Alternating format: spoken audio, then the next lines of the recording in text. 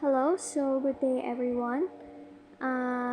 First and foremost, disclaimer, I am a third year respiratory student and I decided to take this um, opportunity to, of course, practice and give insights and help sa mga respiratory therapy students out there kung anong mga i-expect natin pag-aaralan for this specific topic.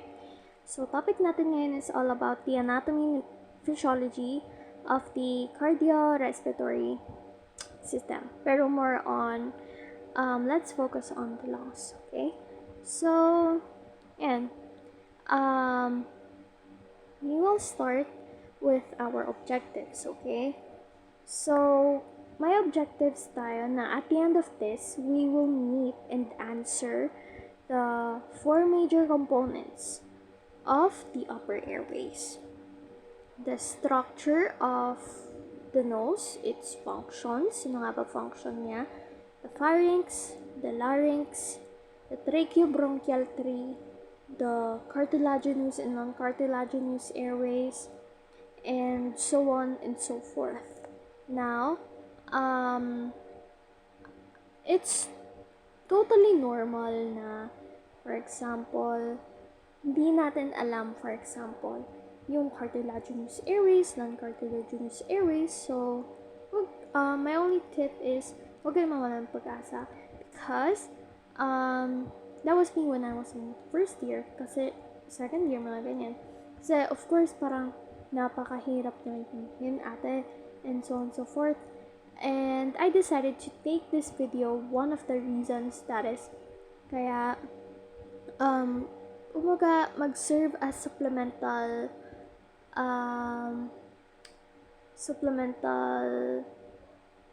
video, ayun, supplemental knowledge sa inyo when it comes to our first topic, the anatomy and physiology. So, along the way, disclaimer again, baka may mga kulang akong masabi, ayun. Baka may mga inaccurate, so better do fact checks or double checks, ganyan. And, ayan, so, let's have fun learning. Meron tayong tinatawag na airways, okay? So, let's read. It is the passageways between the ambient environment and the gas exchange units of the lungs, which is the alveoli. So, kapag sinabi natin conducting airway, daluyan nito ng mga air na nasa labas, ng gases outside into the insides of our lungs, which is yung alveoli. Okay? So, isipin ninyo that when we breathe, we take in air from outside into insides of our lungs. So, yung pinaka-respiratory zone or kung saan nagkakandak lahat ng tinatawag nating gas exchange is within our alveoli.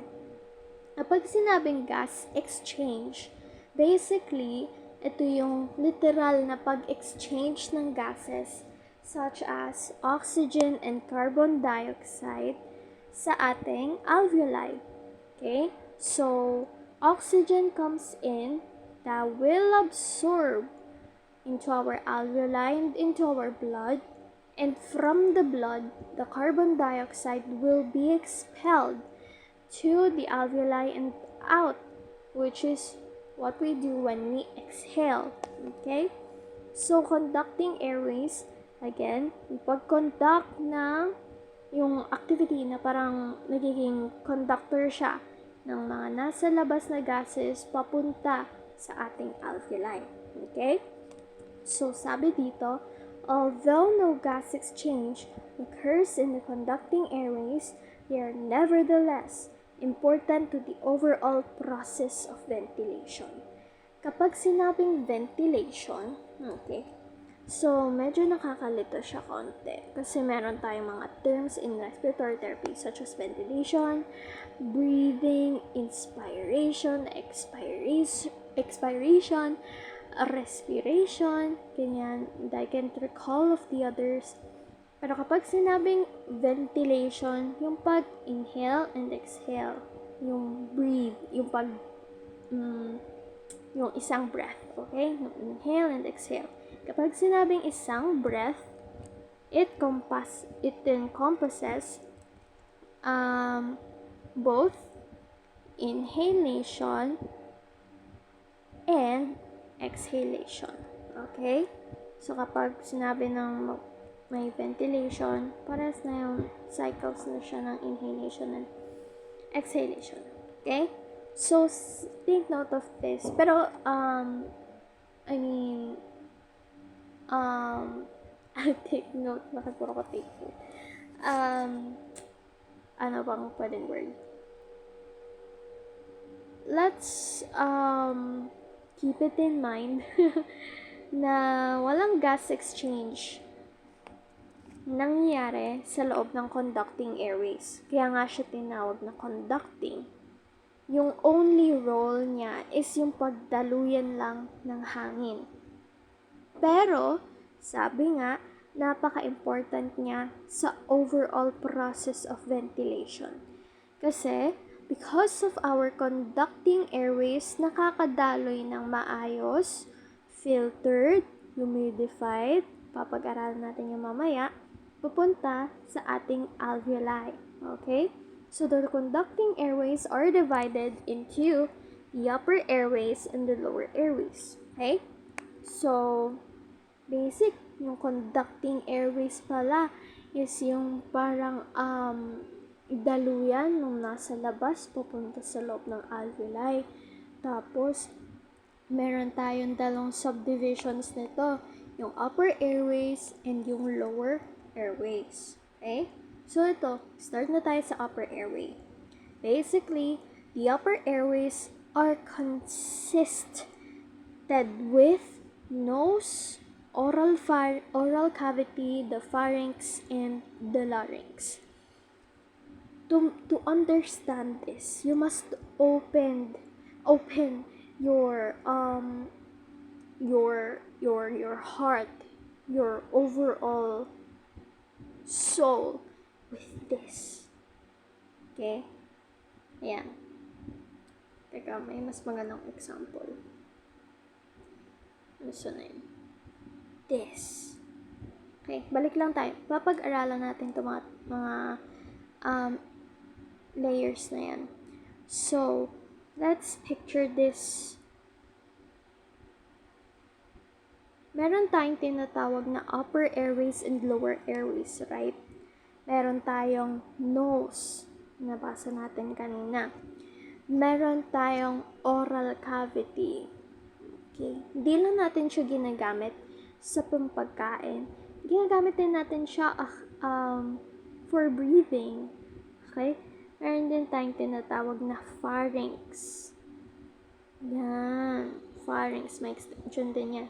And then yung larynx. Ayan, yung upper airway natin. Okay? So, we will proceed to lower airways later on. Oops. Sorry. Yun nga. Yan yung sabi ko. Yung nose, oral cavity, nose, yung ilong. Pero hindi lang ilong yun. Loob-looban din ng ilong. Oral cavity. Yan, buong bunganga. Yung pharynx, yung pinaka nasa likod nila. Ito. Pharynx, ito. Mga yan. Yan. Pharynx yan. Yung direction na yan. Hanggang sa larynx. Yan yung tinatawag nating voice box. Okay? Lalamunan kasi natin is yung pharynx. So, yan. So, the primary functions of the upper airway is to, ayan na nga, dahil nasa conducting airway siya. Una niyang function is yung mag-conduct ng air. Okay? Maging silbi niyang maging daluyan ng hangin. Pwede din siyang mag-humidify, warm, or cool of the inspired air. Let us discuss that. Paano sabing nag-humidify siya? Paano sabing nagwa-warm or nagkukul ang inspired air? Okay? So, papag-aralan natin mamaya dito. Ano nga ba nangyayari? Bakit? Paano? How? Where? Ganyan. So, basically, another thing is it prevents foreign materials from entering the tracheobronchial tract. Haba. So, yung mga yan, nagsiserve not only for conductor, it also prevents foreign materials. Bakit nga ba? So, may mga protective mechanism kasi yung mga yan. Okay, we will also discuss that. And yung importance niya sa ating speech and smell. Okay? Ito na. So, nose. Our nose are function to filter. May tatlo siyang function. To filter, humidify, and condition. Kapag sinabing condition, it encompasses the warming and the cooling of our inspired air, okay? And then the sight of important smell and speech or phonation. Okay, so yung nose natin, this one, are functioned to filter. Paano mo nasabing filter? How? It is filtered by our tinatawag na vibrissae nose hairs, right? So, kung titignan ninyo yung nose nyo ngayon, merong hair projections. Okay? Pero actually, meron din akong idadagdag dyan. Pero parang part na siya ng pharynx, which is the cilia. Okay? Papag-aralan din natin mamaya. Next is to humidify. Kapag sinabing humidify, what comes into my mind, I'm not accurately sure, okay? Pero what comes into my mind when you say humidify is yung parang may moisture na nangyayari, okay? Humidify. Humid. Kasi kapag when you think of humid, ba may mga particles, air particles, water particles, ganyan. Humidify. That's a good question. What exactly is humidify? Okay? Oh, humidify. And condition. Kapag sinabing condition, lahat ng in-inhale natin, magwa-warm siya and magkukul. Short and short. It's because of concave or turbinates. So, nasa ilong natin siya nakalocate. And when we inhale, dadaan siya doon. When we exhale, dadaan din siya doon. Daming process niyan eh. Basically, ganito. When we inhale, dadaan siya sa concave turbinates. Okay? So, lalamig doon. Okay? Kasi yung nasa ambient or nasa labas na gases, actually, malamig siya in compare sa ating lungs. When we exhale na, di ba nakapasok na yung air? Ganyan. O, tapos pause. Kapag nakapasok na yung air, next is exhalation. Okay? So, alam natin tuloy, yung loob ng baga natin is mainit.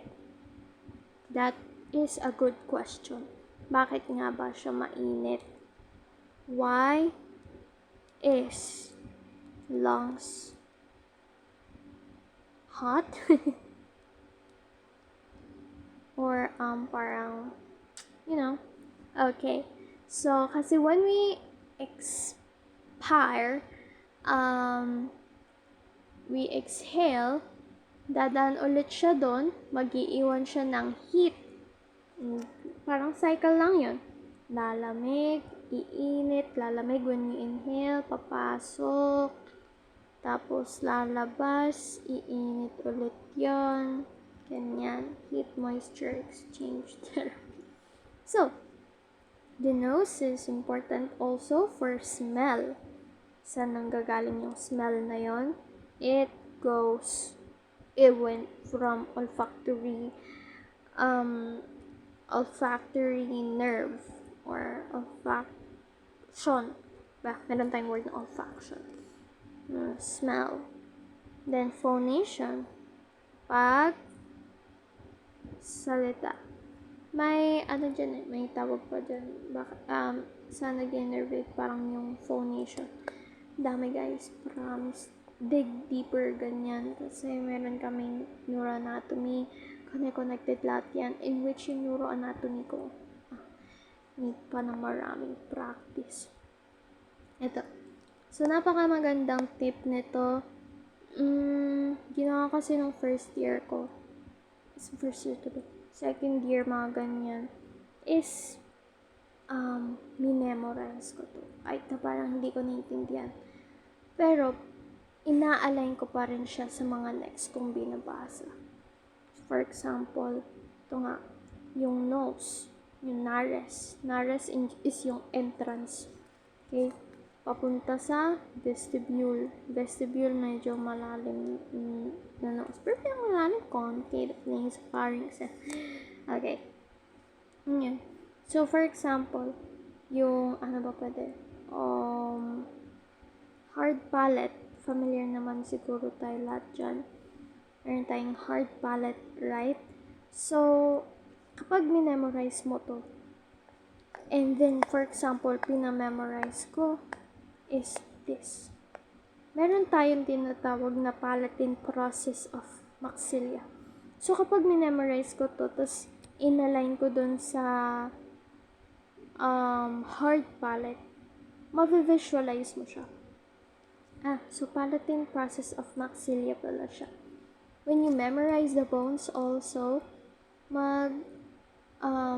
intertwine sila talaga. Ganyan. And then, ayun na nga. So, the outer portion of the nose is composed of bones and cartilage. Again, bones and cartilage. Ano yung mga yon? So, the upper third of the nose, the bridge, what we call, okay? So, kung hawakan mo yung nose mo, touch yung parang gitna, midline, na naka-align sa yung eye. Yung, ito, bridge. I can show you, but, ito, yan. Yan. Yan yung tao. Okay. Yung tao. Wow, ganda. Ito yung eyes. Wow, anime girl. Ang puffy. Okay. So, 1/3, and then yung others, 3. Pero medyo adjust. Itong 1/3 na to, is yung tinatawag nating 1/3 of the nose. And it is composed of what we know as the bridge. Hindi pala siya composed. It's called the bridge. Bridge of the nose. It is formed by the nasal bones and the frontal process of maxilla. Ito yung sinasabi ko sa inyo, guys. The bones and the frontal process of maxilla. Ito. So, ito yung bridge, right? This is the bridge. Yan. So, yung bridge daw, it is composed of the nasal bone. Tama nga siya. And then, yung frontal process of maxilla daw. Nasa na yun? Frontal process of maxilla.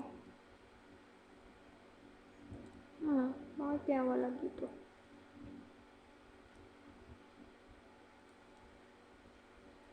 The bridge is formed by the nasal bones and the frontal process of the maxilla.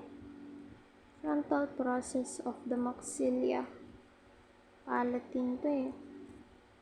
Maxilla, where are you?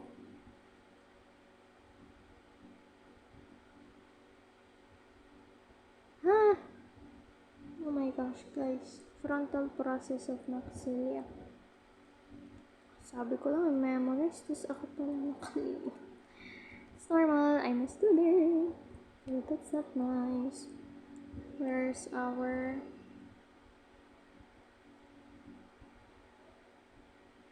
Search natin.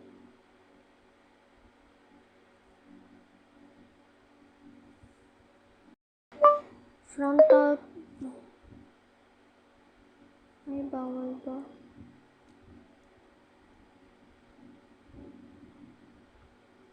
X na lang.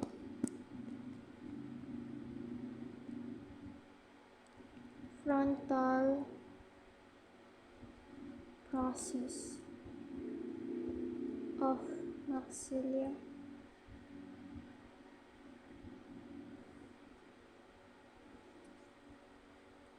Yan. So, nasal bones and our frontal process of maxilla. Maghanap tayo ng sidewards na. Side view. So, ito yun. Parang nag-aalay nga siya sa hard palate. Bakit 1/3 superior pa yung nakasabi? Ito talaga. It's still playing.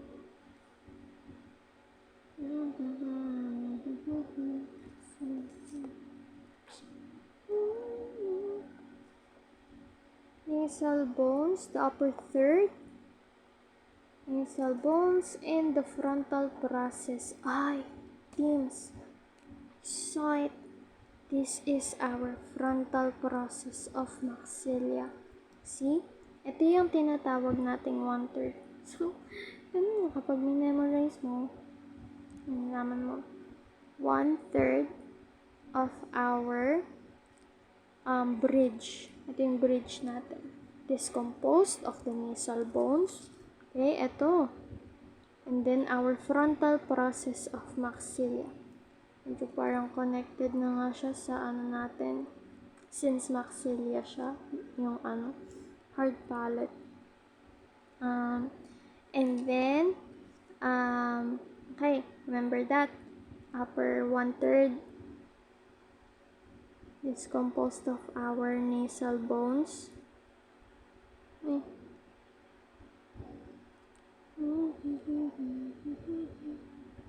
Nasal bones and frontal process of maxilla. So, ayan, refer to your skeletal system kasi pag memorize niyo yung mako-connect niyo siya dito. Then, meron tayong lower 2/3 of the nose, okay? So, meron tayong lateral nasal cartilage. Lateral nasal cartilage. Lateral means yung gilid. Nasal. Then, cartilage. Our greater alar cartilage. And then, lesser. Then, septal cartilage. Okay? Yung movable na matutouch ninyo sa nose. Fibrous fatty tissue. So, kung ito, yung 1/3 natin, ito yung 2/3 inferior. Meron tayong 1, 2, 3, 4, 5. 5 contents. Meron tayong lateral nasal cartilage. To understand, ito yon. Meron tayong lateral nasal cartilage. Cartilage siya na nasa gilid ng ating nose na medyo bababa ka. So, ito yung nararamdaman ninyo sa nose na nag-move. Meron tayong greater alar cartilage, wherein ito yung parang nasa tip na natin, as you can see, na mataba siya. Okay? Our lesser alar cartilage. So, lesser alar cartilage, I'm not pretty sure with this. Alam ko lang, basta, meron tayong greater alar cartilage and lesser alar cartilage, which is dapat pala malaman natin. Bakit nga ba siya tinawag na lesser alar cartilage? Why is there lesser alar cart? Diba? So, meron din tayong nagsasurround dyan na fatty tissues. Yan, fibrous tissues po na pala. And then, meron tayong septal cartilage. Okay? Nasa gitna niya. Septum. Remember that term? Septum. Parang hati. So, ito, septal cartilage. Na cartilage siya. Okay? So, sa internal portion, ayan na nga. Kaya nag-isa na natin. Meron daw tayong nasal septum. Kakasabi ko lang. Yung, naghahati na cartilage. Nasal septum. Cartilage kasi yung septum natin doon. Naghahati. So, it separates the nasal cavity into approximately equal chambers. The left and our right, right? Right. So, posteriorly, nasal septum is formed by the perpendicular plate of ethmoid bone and by the vomer. Yan, so nasa baba yan na video. And meron tayong septum. Yan. Unahin muna natin septum. It is formed by our septal cartilage. Yan na nga. And then the roof of our nasal cavity is formed by the nasal bones and the frontal process of the maxilla, cribriform plate, ethmoid bone. Floor is formed by palatine process of maxilla, the posterior section is nasal cavity, soft palate. Yan.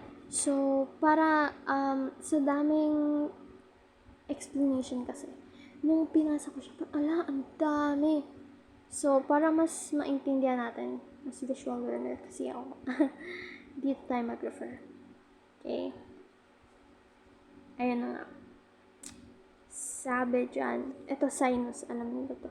Sinus natin is air-filled cavities na function niya is, sabi nila, mas hindi bibigat yung head. And it's for resonance. Yung sila nagbibigay ng distinct voice natin. Okay.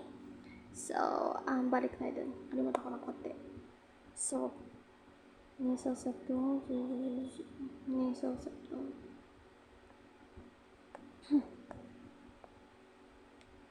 So, remember, ito yung nose natin, obviously. Meron tayong bones here. This one, this one, this one, this one, this one, this one, and this one, this one. Okay? Bones yung mga yan. But one thing na nag-iiba sa ating cartilage. Ito. Yung mga yan. Actually, parang iisa lang sila. Pero I think probably nakadikit. Or I don't know. Actually, di ko alam. Yung etong lateral and greater alar cartilage.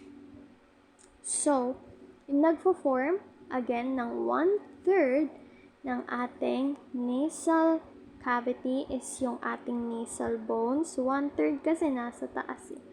And then, yung nasa taas, wala kasi siya dito, yung frontal process of maxilla.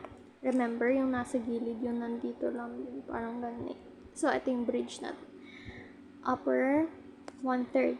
Paano naman po yung lower 2/3? Eh, nakalimutan kasi. Pero, pag sa exam sa tingin masasagot siya. Lower 2/3. Okay. Meron tayong ito, lateral nasal cartilage. Remember? Meron tayong lateral nasal cartilage. Oh. Ayan. Meron din tayong kasama na din yata to. Oo. Ito. 1, 2, 3, 4, 5. Remember, 5 yun. So, lateral, greater, palatine process of maxilla, septal cartilage, ayan. Then, yung meron pang greater, hindi, nasabi ko na pala. Yung tissue, yung mataba, fatty tissue. Yan, 2, 3, 4, 5. I think tama naman na. So, guys, student lang ako. Please, easy. Char. So, ayan. Cribriform plate of ethmoid bone. What forms our hard palate is ito, yung palatine process of maxilla. Yung what forms our extension na naman, meron tayong palatine bone dyan, or horizontal plate. Our soft palate. And then, ayan. So, nasal septum is separated by left and right, remember? And then, posterior nasal septum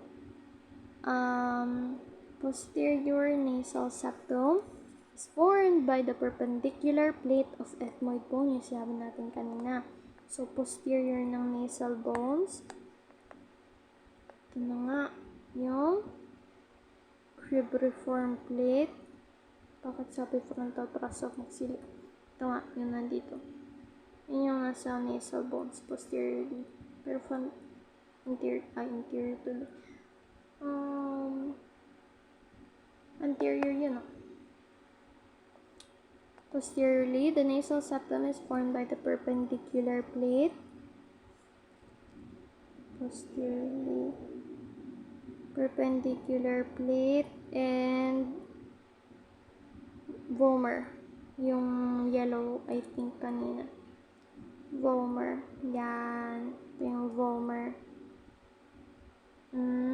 So, yung ibig niyang sabihin, ito, yung cartilage na yan. Pag sinabi niya, posterior nasal bones, ay, so, yung posterior nasal bones niya, ito, yung frontal process of maxilla. Pero, kapagod pala magturo. So, ayan. Anteriorly naman, it is formed by the septal cartilage, sabi ko kanina. And then, yung roof ng nasal cavity, yung nasal bones, frontal process of maxilla, maxillary peak, ethmoid bone, and then yung frontal process of maxilla, palatine bones, yan yung nasa floor ng ating nasal cavity and roof ng oral cavity. So, yan. Meron naman tayong tinatawag na soft palate, which is a flexible mass of densely packed collagen. Yan nga yung sabi ko kanina. Yung two openings by the septal cartilage and the alanae called the nares or nostrils. Paras lang yun, nares and nostrils. Initially, air passed through the slightly dilated area called the vestibule. Okay, vestibule is entrance. And then it contains vibrissae, which has the function of defense. Basically, siya yung first line of defense kasi siya yung pinakaunang dadaanan from ambient place to tracheobronchial tree. Ngayon tayong posterior 2/3 of the, ayun na, yung mga epithelium, bonding part 2. Kunti pa lang pages, this part 2 is,